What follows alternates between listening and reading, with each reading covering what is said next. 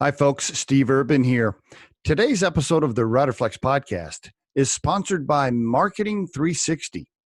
My good friend JB Kellogg and his team do such a fantastic job for us and so many other companies. Marketing 360 is the number one platform for small business, and it's everything you need to grow your business. If you need marketing support, I really encourage you to contact them at marketing360.com/Riderflex, and we'll add that link to the description of this episode for easy reference. On today's episode of the Riderflex podcast, we have guest Gemma Toner. She's the founder and CEO of Tone Networks, a video-based learning and leadership development platform that empowers female employees through expert content, live coaching, and a vibrant online community. Gemma Toner on the Riderflex podcast. How you doing, Gemma? I'm good. Thank you so much for having me today. I appreciate it. By the way, for the listeners, we're recording this on June 16th, 2020. So not sure when you'll listen, but we're, I don't know. Are we in the back half of the coronavirus COVID thing? Are we in the second half? I don't know. I think we are. What do you think? I don't know. I think it depends on where you live. Right. Here in New York, it's still we're still pretty much feeling it, and certain parts of the state are opening up, and certain parts are in like phase one and stuff like that. So, getting a haircut is still a big deal around here. I don't have to worry about that. But yeah, I'm in Colorado. I think it's a little looser here for us, or at least it feels like it's loosening up. I feel for you guys over there. Yeah, in New York, probably. So you haven't gone to a restaurant, nothing like that yet, really? No. Curbside takeout, Mhm. so that's been a way to get around, and a lot of time at home, a lot of time in the neighborhood. I will tell you just real quickly. So the first restaurant we went to was Mexican food, and we're at this restaurant. First time we had been to a restaurant since like late February, right? My wife and I are there, and the food and the margarita just tasted so wonderful. Like it was like I could, maybe it wasn't wonderful, but it felt like it was. Yeah, Because yeah, yeah.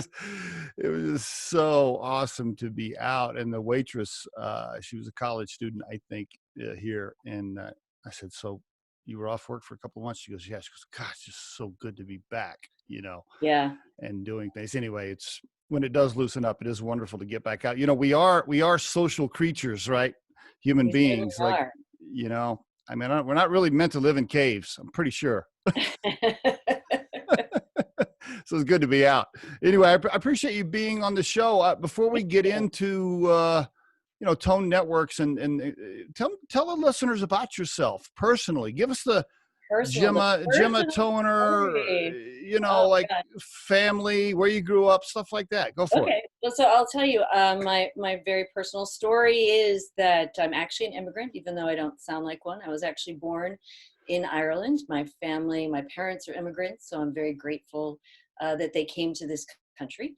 And what I saw was my dad come here with no education and very little money, and a lot of people helping him along the way. And that really is something that's very much a part of my DNA and my family's DNA, which is finding ways to help people and give back. Because when you do find yourself in good fortune, it's always good to find a way to help others. And so that's a little bit of just my story and my dad's influence. Uh, Were you a baby, or were you like a toddler, or what? yeah, How old were you? Okay. Okay. our family, most of our family is still there. So we spend a lot of Ah. time going back and forth. Yeah. Oh, what's your maiden name? This is my maiden name. I actually Oh, don't use okay. my married name. Okay. Okay. Is that It's is that really an hard to spell. I got you. I got you. I didn't. Is Toner an Irish It's name? I don't actually even. from North. It doesn't sound like it's most people think it's what you put in photocopy machines, like back Yeah. in the day, right? It's actually kind of a Northern Irish Scotch name. I But see. it's surprising, there's actually not that many toners around. So I'm an immigrant. I have spent most of my life here in the New York area. I've had the opportunity to work at some fantastic companies, starting out actually in public accounting with Ernst and Young, now to a company called Cablevision, which was extraordinary I here in the New York remember. area, and Yeah. very. I got to work on their IP-based products, which was really exciting. And then I also worked at a company called AMC Networks, and again, that's sort of home of The Walking Dead and Killing Eve and Hmm. that type of content. So I've had a great career in that I've had lots of opportunities. And actually, I decided to leave corporate America and figure out something new. And so I retired pretty early on, a couple of years ago, and Nice. thought that I was going to do philanthropy, back to that giving back, right? And through a series of experiences, I got to realize, I had a moment, when you retire, you can actually think again, as opposed to being in that hamster wheel of just run, run, run, right? Right. And I was asked to speak at a women's conference, and I went in. It was about career pivots, and I pivoted a lot in my career, right? And I was really floored when I went to this conference. There were all these extraordinarily talented women, and I was floored by the fear in the room, and it was Mm, palpable, right? And mm. this was about making changes and moving from one area of your career into the other. Okay. And I had been fortunate that I had done a lot of that, and so I was curious. I got to thinking, what was it? I was really not that much different than anyone else in that room, and what made it so that I could make those changes, and yet some others were having such trouble. And again, I had time to reflect, and I realized that I had the benefit of executive coaching and sponsors and mentors and people Hmm. Hmm. helping me along the way, right, in some way, shape, or form. And support, a lot of support, right? You don't do anything in life really on your own, right? There's a lot of people Got around that you, right. right? Yes. And so that was really where I began to get this idea of a different way of giving back. I guess you would sort of say giving back at scale, which was to create a software company that is our mission is to get women access to experts and executive coaching in a different way, right? In a way that is easy for them to consume, and in a way that is scalable, right? So I knew as a business person that there's only so many mentors to go around. There's only so many sponsors, right? Hmm. And executive coaching is really expensive, and it's reserved for a very, very small percentage of the population. And Agreed. so I wanted to find a new form factor, a new way to create access to this, so that I could kind of democratize something that very few people had access to, so that more and more women could at least know some of this wisdom. Okay. So that's really a little bit of, so that's, I started to talk about what I'm doing today. So what else personal, Gemma?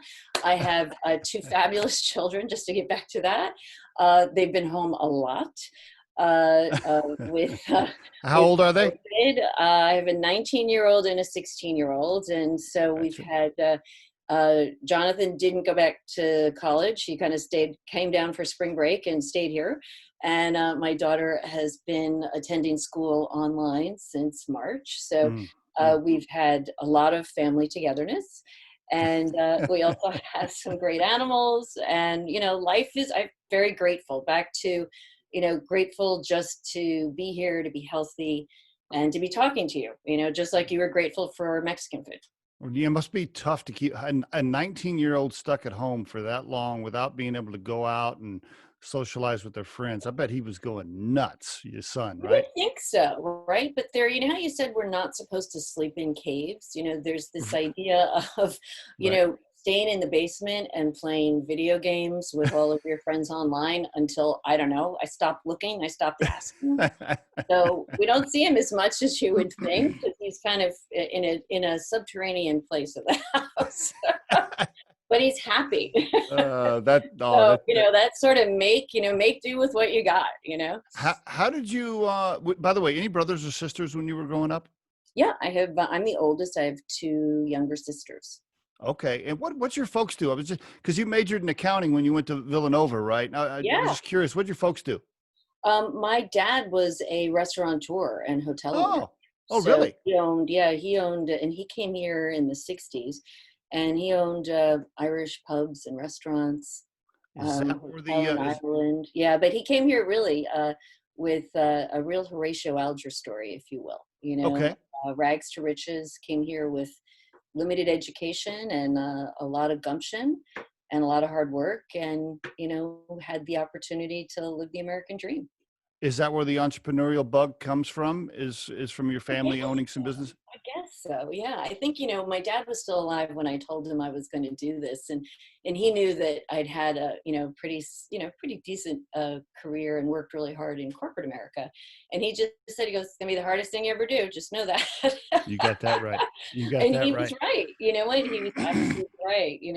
It's just a different, you use Yes. all the skills I had, or have from corporate, but it's a whole different skill set that you're also bringing to the table. So it's a good It's thing. I always tell people, listen, being an employee is easy compared to being an entrepreneur. Trust me. You think you Yeah, worked hard being an executive? Go try to start a company. yeah, yeah, yeah, exactly. I was curious, as to where the entrepreneurial stuff came from. I mean, you did it later in your career, the I entrepreneurial certainly stuff, did. but you had a great executive run. By the way, the family that started Cablevision, was there a certain family behind that? I'm remembering. Yes, No? yes, there is.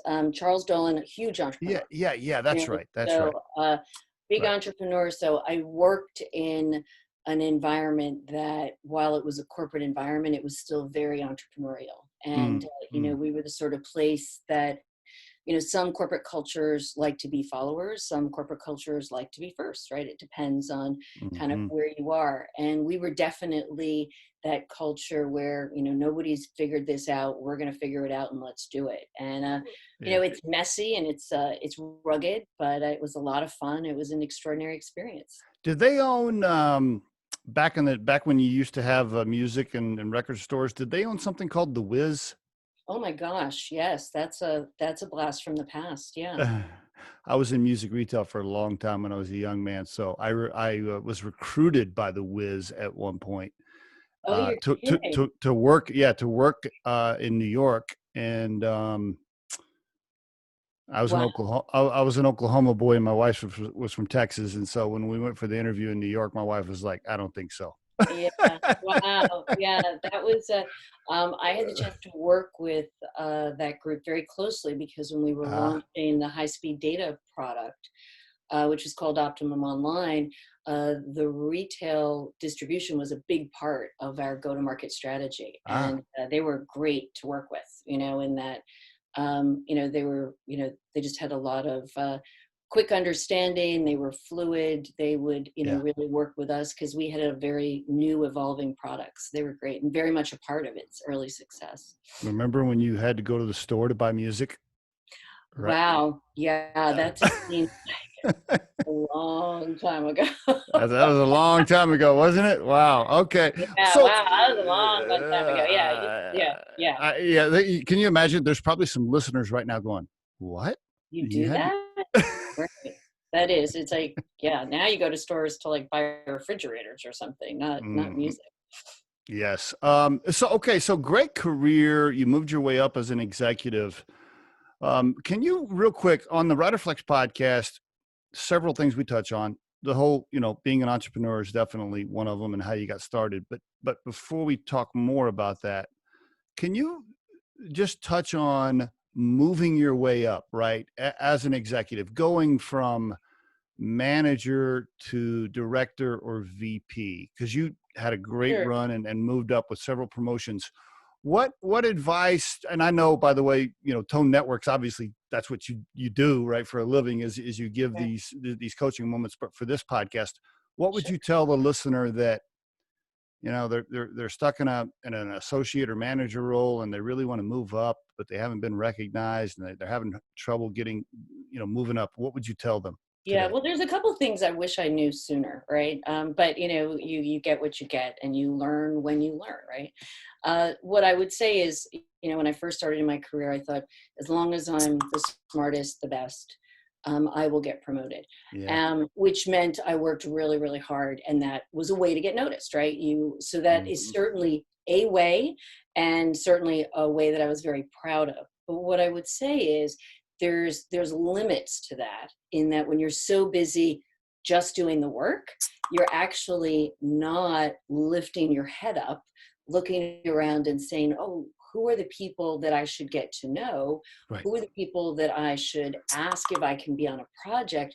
That took me a little while to figure out. And I realized that it was, you needed to be capable and talented, but you also really needed to, pick your head up, look around and identify those individuals that you could relate to, you could build a relationship with, you worked on a project with, so that they could give you advice. And, sometimes people will say, well, I never had a mentor, I never had a sponsor.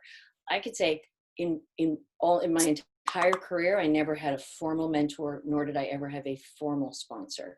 And what I mean by that is mentors and sponsors can be in all different shapes and forms, right? It doesn't have to be, if you didn't get picked for the corporate sponsor program, that doesn't mean you can't find other people in the organization to help you with your career, and so and to take that. And so if you don't have something that fits in a particular mold that you think it should, a mentor should be this or a sponsor should be that, I would say, take sponsorship and mentorship and role modeling is changing. And you can get that inspiration and that guidance in all different ways. And so to me, that was something that I needed to learn. And I just think it's really important. I wish someone had told me that before. I think the other thing that I wish I had picked up sooner was this concept of stakeholders in a meeting. I think that early on in my career, I just assumed, well, everyone has the same agenda as I do, don't they? No. No, they don't. No, they don't. And so really learning how to read the room and to recognize, and sometimes you don't know all of the answers, but you at least kind of go in sort of with your antennas up looking to understand so that you can sort of see, well, how do I get to where we need to go? Given the different people that are in the room, what wins do they need? And so that was something, again, I wish I'd known earlier. So part of, what Tone does is, this type of information that I'm sharing with you, that's part of what's in our micro learning videos, so that, you can kind of get a heads up, if you will, a little earlier on in your career than you would perhaps. Give us the 3-minute elevator pitch for Tone Networks. Go for it. Okay, so we are I have to think about it for a second. Pressure's on. We are a learning and well-being platform. We feature micro-learning videos, access to role models, executive coaches, and experts, if you will, in live stream events. And we also work with companies to provide an interface and platform for them to provide basically this career development and support for their employees, for their female employees. So we have about over 1,000 micro-learning videos. Right now, Wow. What I would say is the videos that are very important and getting a lot of use right now are things that people are looking to understand, like unconscious bias. Mm-hmm. We have videos about that. Mm-hmm. We have videos about inclusive leadership. Those are things that people are looking to learn. The other part about Tone is when I created it as a consumer product. And what I mean by that is I did the research, again, think of my corporate days of what do women want? What do women need? What stands in the way of your career development? And there were a couple things that came out of that. One was the number one thing that stood in the way was time, right? Having time, yes. access, I don't have a mentor, I don't have a sponsor, I don't have this, okay. And confidence, right? So those were three major kind of bubbles that were kind of coming from this research. And so what that did was that really informed how we created the platform, the software platform, as well as the content. And what does that mean? So the software platform not only publishes video content, but it also pushes content. It's smart. So it's based on your interests. So I see. if you think about if I'm a working woman and I am not a working mom, I'm limited on my time still. Don't push me or send me information that's not relevant to me. So don't send me working mom videos if I'm not a working mom. I'm not interested. So Mm, when you become a Tone member, we ask you just to click on a few I see. tiles, essentially, that make it very personal to you Mm, as an mm. individual. And then we push content to you. So that's part of what we knew we needed to do, because when we ask women, again, what stands in the way, time, what they also shared with us was, I'm often last on my list. And so what we knew, I ask any woman, how Yeah, much time do you right. have? And there's a Yeah. whole bunch of other people ahead, and projects that need to get done. And so that informed this pushing content to remind women to take Mm, time to invest in themselves. Again, the consumer research also informed this concept of micro learning. Make it really short. Don't ask me to write an essay because I don't have time. Give me the 1, 2, 3. Tell me what I need to know. Tell me why I need to know it, and remind me. Tell me the executive summary. And so, again, that's how we created the content. It has a very specific format. Every micro learning video has a tight beginning, an explanation. It's graphic, with an expert talking, and then at the end it has what we call your tone takeaways. And those tone takeaways are your executive summary. Like, here's your 1, 2, 3, and then the system actually knows if you've watched a video, and it ah, sends you a reminder of your tone takeaways the next morning. I So see. if you've been unitasking, which many of us don't, but if you were unitasking, those tone teasers will actually act as a trigger to help you recall what you learned, because it actually went into your brain. It's encoded in there. So now it's a matter of you deciding if you want to take action or not. So that's kind of how the Oh, product got created, was really going back to what do women want. And so what it's yielded is a product that's very customizable. The software itself is quite flexible, okay. and it has super high engagement. And people will ask us, well, why is your engagement so high? It's like, well, it's self-directed, right? This isn't like when your company says, you've got to watch this video on safety, right? They don't feel like training videos, if you will, right? Mm, This is content that I have said I'm interested in. I'm interested in executive presence, or I'm interested in modern leadership, or I'm interested in, and then that type of video is then sent to you. The other part of Tone that I'm really proud of, because it's been extraordinary since COVID too, how many people are showing up, is this concept of interactive live stream coaching sessions, right? So remember when I said, coaching is reserved for a very small percentage of the population. So how do we democratize it? How do we get it to thousands and thousands and thousands of people, right? Um, and that's what we do with our Tone Talks and our Tone Lives. And those are live coaching sessions where the way that the interface works, the software nice. works, Nice. is you actually sign in, and then you can actually ask questions Mm, of the expert. Now you might say, well, geez, how is that scalable? We've had 3,000, 4,000, 5,000 women simultaneously come in from all different parts of the world, which is really cool. And what's so interesting is they're asking questions. It's quite cordial. It's not overwhelming, and they're learning from each other and good. even supporting each other, and they don't even know each other. So it's something that, again, is, you self-select into it. You decide if you're interested in participating in a particular coaching session. Tomorrow, actually, we have one with branding expert Rakia Reynolds, and Okay. she is going to be talking about telling your story, your brand story. So you asked, what are Mm. things wish you needed, wish you knew, or would advice. I would say, be able to say what you're good at, what you stand for, know who you are. And so Rakia is going to help everyone with that. And especially at this point in time when, soul searching and self-reflection is a good thing. I expect that we're going to have a pretty big turnout for that one. So Is it a subscription model, or yeah, it what's the is. It's what's a the business subscription model? model. Yeah. Yeah, so it's our business is primarily B2B. So we work Okay. with Fortune 500 companies, Okay. and work with them in a couple of different ways. Companies get engaged with Tone for one, they want to address what is currently happening today. Okay. How do you build culture in a COVID world, right? It's a very, very challenging time, Hmm. right?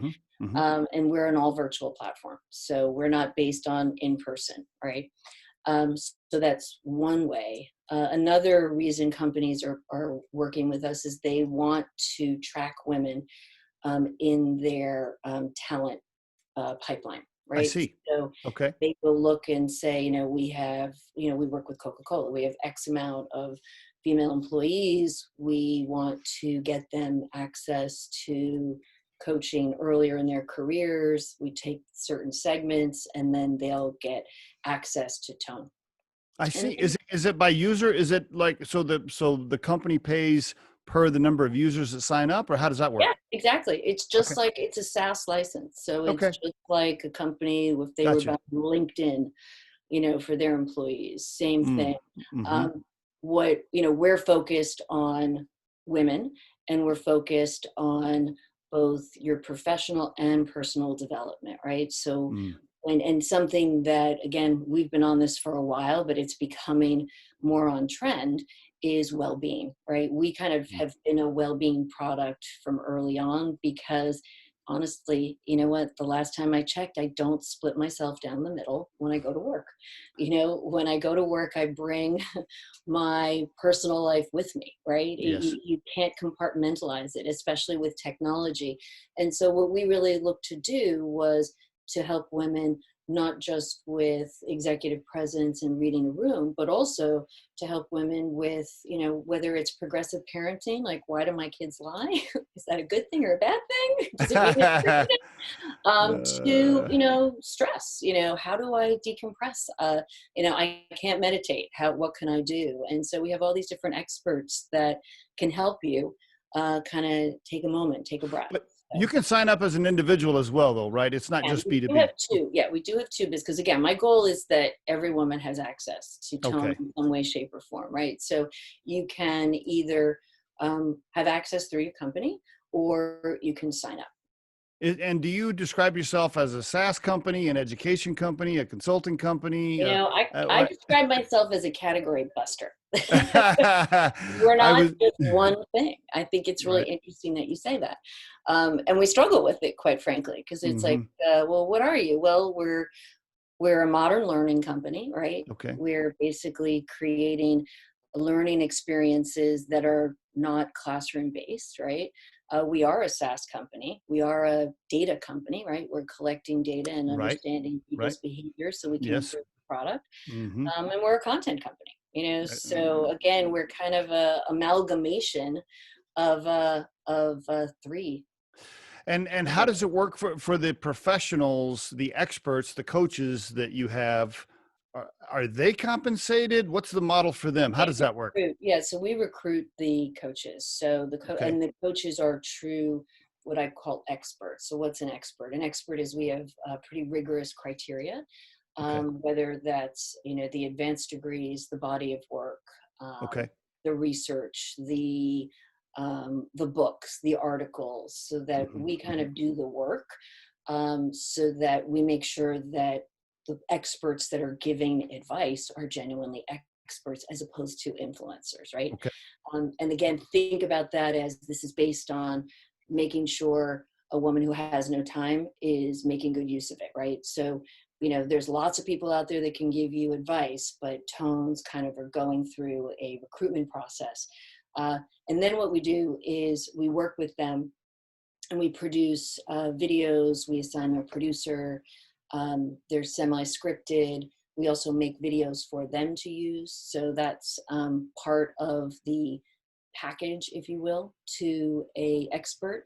So it's Uh, almost it's marketing for their own service to a certain degree. we want my feeling is all ships rise, right? Okay. We Okay. want the more successful they are, the happier we are, right? Mm, So mm. um, you So know the coaches that I see on your website, the experts, they all have their own service business, but they are also an expert with Tone Networks, and yeah, then they reap the rewards of that extra marketing for their own business while helping you. Is They that do, okay? exactly right. And I here's the see. reality is most of our experts are fully booked. So they're really looking to broaden their reach and their voice. I see. And they're super successful, right? I see. I So see. they're not unknowns. It's a give Um, back. It's really a yeah, give it's back for a them way to. for them. It's a way for them to Hmm. broaden their reach because it's always good to be better known, right? And it's also a way for them to give back and be a part of a community Hmm. supporting women. Very good. So they feel good about it. How many employees now? 10, 10 employees. Okay. And it started what, 3 years ago, 4 years ago? 3 years ago. Yeah, feels longer. Did you, was it, It's was it, not yeah. even. We launched in what, October Uh, of 17. Yeah. October of 17. Would you, and at first, was it just you, a co-founder? Did you bootstrap it? We Give us some bootstrapped. Yeah, early. we bootstrapped. We did raise money. This type of venture is not something that I could fund out of just my personal bank account. Yeah. So we did raise money and get some investors, which I'm very grateful for. And we're still kind of lean and mean. It's still Did early you have, in our life now, cycle. I know you had a great executive career, but did you have any experience at raising cash or asking people for money before this? Well, I'd asked for money in budget meetings, but it's a Yeah. lot different. A little I different. think I think it's like everything. You figure it out. You just have to. You find people that are going to give you advice. It's still you've got to have a good idea. So just like when you're creating a new product, right? You've got to have your market research. You've got to have the product vision. All of that kind of packaged up, right? And then a revenue model, and a business plan. And once you've got all that, then you start to look around to see, who would be people that would find this interesting. How many times were you told no? A A few lot, times. a lot. Yeah. But, I think the one thing that someone shared with me, and it's so true, it only takes one yes. And so, not to get discouraged. And, there's certainly been so many entrepreneurs that have been so wildly successful Wow. that have been told, oh, this is a terrible idea, Oh, or yes. why would you do that? So, I think, the lessons I've learned so far are staying power. It's like figure out how to stay in the game, to keep swinging at it and, have a good network. It's still lonely, it Well, can be a very lonely place. well, it's lonely being an executive. It's even more lonely being a founder or a startup Yeah. CEO, Yeah. right? Agreed. Were there a few times where you were having a glass of wine a night, going, "Holy shit! I can't. What did I sign up for? Why am I doing this?" Absolutely. Yeah. Absolutely. It happens a lot, and I think anyone that is truly honest would answer the same way. Yes, yeah, I think, right. there's seldom or straight shots out there, and Mm, there's a lot of, test and learn, figure it out, be scrappy, pivot, move around, and don't give up. I I don't think give up. one of my mentors, just said, keep going, and that is such the simple words, right? But just keep going, keep moving forward, keep going, keep learning, and you'll get there. And so that sort of speaks to staying power, right? Figure out a Mm. way to stay alive, especially in a COVID world. Wow, talk about this being a difficult time and for businesses. You have to sort of bob and weave and figure out, how you're going to make it work. You've been doing this now for a few years. You have employees, you have revenue. Hmm. You've built this thing now to where it's a real company. You have investors, cap tables. You're having to send out quarterly financials to people that you took cash from and all this stuff. Is it more rewarding than what you did as an executive if you had to force rank the two? Yes, I would say what's most rewarding is the impact that we're having on Right. Right. and the closeness, Hmm. and Hmm. it actually gets quite emotional, So I would Hmm. say, all the other iterations of business, how rewarding is it? It's rewarding putting out statements that are good, and that have good news in them. But I think it's the impact that we're making, because that's why I'm in it. I mean, I left corporate America, and had the good fortune to be in technology and media and content. And I wanted to make a difference. So I think for me, the personal win is that, I am making a difference, Mm-hmm. and that's exciting. That's what keeps you going.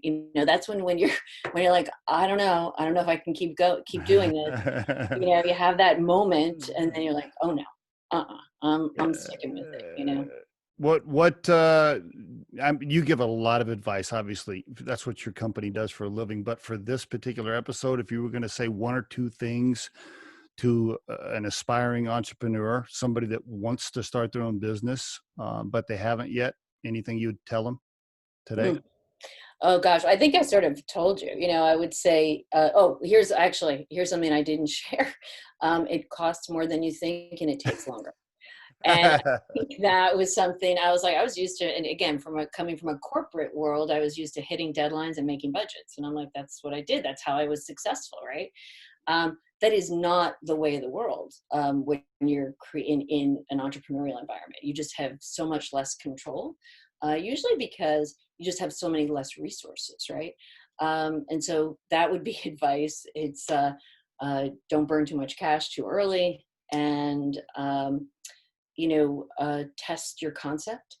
And I think the team, is really important, and you will find yourself having different needs for different types of people as you develop your product and your business. So to be cognizant of that.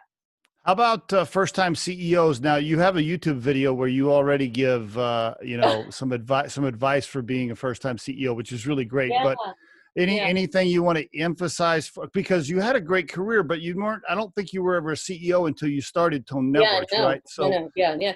I would say, yeah, look, I think what I've said before, I mean, I'm pretty consistent, right? I think it's really having those meaningful relationships. And I don't just say network, because to me, a network can be a faceless just number. um, it's having those people that you can really rely on, that can give you that advice, that can be honest and tell you, hey, you're going in the wrong direction, or maybe you need to reevaluate. And you have enough credibility with them, and they have enough credibility with you mhm. that you'll actually listen. I think that that is it. And it's having a network of other people that are CEOs, because it's always good to hear their experiences. Yes, And completely even agree. sometimes if you can't have a personal network, with CEOs, it's reading, it's kind of getting the honest, what I call the honest skinny on the road to success, which is seldom, as I said, a straight shot. So It really is. Have you pivoted a few times, or it's all gone according to plan so far? no, nothing ever goes. Does anything go according to plan? I mean, yeah, no. I would say, we had some very unique things happen, right? In that we launched in October of 17. We were testing two business models, which was a B2B model and a consumer model. And in the wake of all of Ah, that, I guess see. what happened in October 17? The Harvey Weinstein situation broke. Ah, And so it was a moment where, you think, well, we'll go consumer first. But then as we kind of got into it, we realized that there was this huge gap for businesses. And that mhm. we were, and it was becoming more obvious to business that they needed to do something different. And so that's really where we moved. Not to go down too big of a rabbit hole, because I know we're almost running out of time, but as a longtime male executive, and I ran a couple of $40 million companies myself as a CEO. I was never around a situation where a male did something really inappropriate to a female, until I was. Until Yeah. I actually saw it. I was in this, I think I lived in this, like, oh, that only happens, like, that's not real life, right? Like I saw that in a movie, but I've never really seen that happen. And then I was in a situation, at a happy hour slash conference, where I saw and heard something that I was just like, oh my God, I can't believe he just said that. Like, okay, so this stuff really, this does happen. And Yeah, I was yeah, just in complete it really does. shock. Yeah, it really does. It really does. Yeah, it really does. And if you haven't ever experienced it, I think, because I have some friends of mine that, their response is, I can tell by their response that they've never seen it or heard it because they can't relate. And Right. I always say, yeah, well, wait till you're in a situation and you actually hear somebody say something like that to a woman, and you're going to be like, oh my Yeah. God, I can't believe you just said that. It does Right. happen. It does happen, and I think like so many things, like what we're dealing with right now, Black Lives Matter, right? Hmm. Hmm. You may not be able to walk in that person's shoes, but it does happen, It and does happen. so Yep. it's real, and it needs to be addressed. And what I would say is that where tone really helps is that we are focused on creating sustainable systemic change for women, right?